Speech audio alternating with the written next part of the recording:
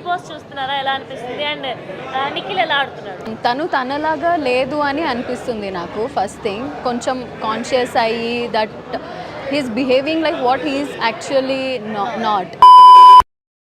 So hi guys, welcome back to my channel. So guys, ఈ వీడియోలో కావ్యశ్రీ గారు తన ఇన్స్టా స్టోరీస్లో పెట్టినటువంటి 2 పోస్టులకు సంబంధించి సారాంశం ఏంటి అనేది ఈ వీడియోలో మీకు ఎక్స్ప్లెయిన్ చేస్తాను. సో అంతేగాని ఈ 2 పోస్టులు ఖచ్చితంగా నిఖిల్ను ఉద్దేశించే పెట్టింది అనేసి చెప్పడం నా ఇంటెన్షన్ అయితే కాదు. సో ఇక్కడ కావ్యశ్రీ గారు ఎందుకు పెట్టారు అనేది మనకు అనవసరం కాబట్టి ఆ స్టోరీస్ సంబంధించి సారాంశం ఏంటి అనేది మాత్రమే ఈ వీడియోలో అయితే చెప్తాను. సో ఇది ఎలా సర్క్యులేట్ అవుతుంది అంటే, ఈ స్టోరీస్ అనేది సోషల్ మీడియాలో ఎలా సర్క్యులేట్ అవుతున్నాయి అంటే, సో ఉట్టి తెగింది అప్పుడే పిల్లి వచ్చింది అప్పుడే అనే విధంగా సర్క్యులేట్ అయితే అవుతున్నాయి. అంటే నిఖిల్ బిగ్ బాస్ హౌస్ లో తన లవ్ స్టోరీ చెప్పిన రోజే కావ్యశ్రీ గారు ఈ స్టోరీస్ లో ఈ 2 పోస్టులు చేయడం అనేది నిఖిల్ ను ఉద్దేశించే పెట్టింది అనేసి చాలా మంది ఫ్యాన్స్ అయితే మండిపడుతున్నారు. సో తను ఏ ఉద్దేశంతో పెట్టినా కానీ మనకు అనవసరం కాబట్టి ముందుగా ఆ స్టోరీకి సంబంధించిన సారాంశం ఏంటి అనేది మాత్రమే చెప్తాను.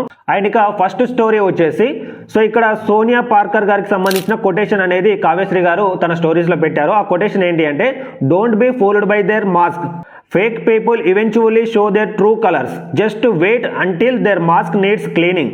అంటే ఇక్కడ సో దీని యొక్క సారాంశం అనేది మీకు తెలుగులో అయితే చెప్తాను. సో ఇక్కడ దీని అర్థం ఏంటి అంటే, ఫేక్ పీపుల్ అంటే వాళ్ళు మాస్క్ పెట్టుకొని తన ఒరిజినాలిటీ బయటకు రాకుండా మిగతా వాళ్ళని పిచ్చోళ్ళని అయితే చేస్తారు. కానీ ఏదో ఒక రోజు ఒరిజినాలిటీ అయితే బయటకు వస్తుంది. ఎందుకంటే వాళ్ళు పెట్టుకున్నట్టు మాస్క్కు దుమ్ము పడుతుంది కాబట్టి దాన్ని క్లీన్ చేసుకోవడానికైనా ఆ మాస్క్ను తీస్తారు కాబట్టి అప్పుడు ఖచ్చితంగా తన ఒరిజినాలిటీ అయితే బయటకైతే వస్తుంది. సో కాకపోతే కొంత టైం అయితే పడుతుంది అనేసి సోనియా పార్కర్ గారికి సంబంధించిన కొటేషన్ అనేది తను కావ్యశ్రీ గారు స్టోరీస్లో పెట్టడం అయితే జరిగింది. సో ఇక్కడ ఎవరిని ఉద్దేశించి పెట్టింది అనేది మనకు అనవసరం. ఇది ఫస్ట్ స్టోరీకి సంబంధించిన సారాంశం. అండ్ ఇక సెకండ్ స్టోరీ వచ్చేసి, some people are excellent actor, they are really know how to give a performance and people are mesmerized by their fake charm and innocent.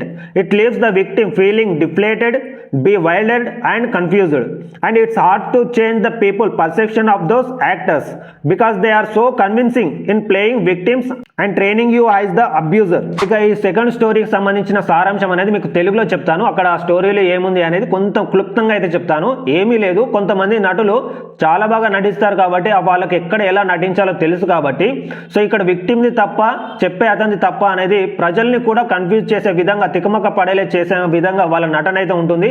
ఎందుకంటే వాళ్ళ యొక్క ఫేక్ చార్మ్ అండ్ అమాయకత్వంతో ప్రజలను కూడా మంత్రగుప్తులు చేస్తారు. ఎందుకంటే అంత బాగా నటిస్తారు కాబట్టి ఇక్కడ ఎవ్వరికి కూడా జడ్జ్ చేయడం అనేది ఇంపాసిబుల్ అనేసి, సో ఇక్కడ ఆ స్టోరీ యొక్క మెయిన్ సారాంశం. అండ్ అదే కాకుండా ఇక్కడ విక్టిమ్స్దే తప్పు అనేది పోర్ట్రేట్ చేసే విధంగా వాళ్ళు ప్రజల దగ్గర అంత నమ్మకత్వంతో ఉంటారు అనేసి కూడా ఆ స్టోరీ యొక్క ఇంటెన్షన్. సో ఇది గైస్ ఓవరాల్ గా ఫస్ట్ స్టోరీ అండ్ సెకండ్ స్టోరీకి సంబంధించిన తెలుగులో అనువదింపు చేసిన తర్వాత ఇన్ఫర్మేషన్ అయితే ఇది.